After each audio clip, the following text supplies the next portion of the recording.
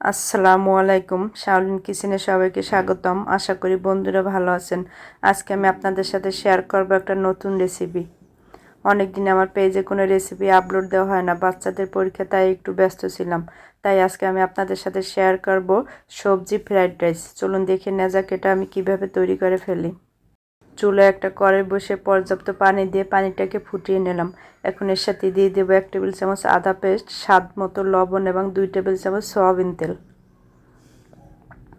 এখন এখানে আমি 3 পট পোলার চাউল ধুয়ে পানি ঝরিয়ে রেখেছিলাম।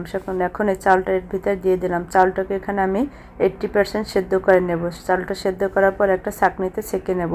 এখন চুলায় একটা সসপ্যান বসিয়ে এর সাথে দিয়ে দিলাম 4 টেবিল চামচ সয়াবিন তেল, সামান্য রসুন কুচি এবং সামান্য পেঁয়াজ কুচি।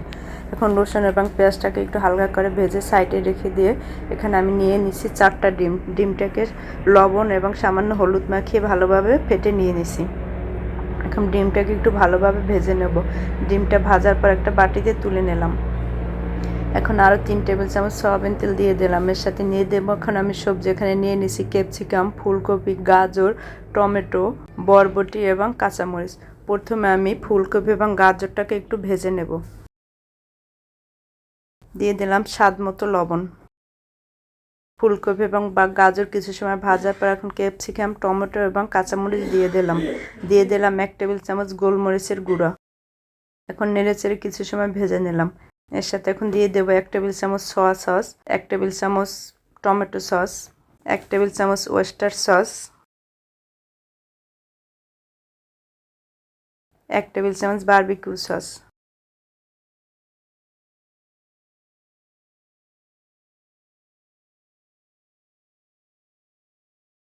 আরও দিয়ে দেবো 1 টেবিল চামচ লেবুর রস। এখন নেড়েচেড়ে নিলাম।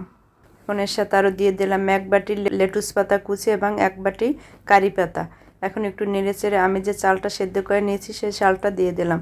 চালটা দিয়ে এখন চুলা হাই হিটে করে এখন ভালোভাবে ভেজে নেব। এখন নেড়েচেড়ে ভালোভাবে রাইসটাকে আমি ভেজে নেব। এর সাথে দিয়ে দেবো এখন ভেজে রাখা ডিম। আরও দিয়ে দিলাম মটরশুঁটি। এখন ভালোভাবে ভেজে নেব। আর এর সাথে দিয়ে দিলাম 2 চা চামচ চিনি। রাইসটাকে আমি সসপ্যানে উল্টে পাল্টে ভালোভাবে ভেজে নিলাম। রাইসটা এখন ভাজা শেষ। এখন আমি একটা সার্ভিং বলে বেড়ে নিলাম। দেখুন বন্ধুরা, তৈরি হয়ে গেল দারুণ স্বাদের ভেজিটেবল ফ্রাইড রাইস। আপনাদের যদি এই ভেজিটেবল ফ্রাইড রাইস রেসিপিটি ভালো লেগে থাকে আমার ফেসবুক পেজকে ফলো করবেন, ফ্রেন্ডস ফ্যামিলিকে শেয়ার করবেন, আমার ইউটিউব চ্যানেলকে সাবস্ক্রাইব করে বেল আইকনটি বাজিয়ে রাখবেন যাতে নতুন ভিডিও পেতে পারেন। সবাই ভালো থাকবেন, সুস্থ থাকবেন। আল্লাহ হাফেজ।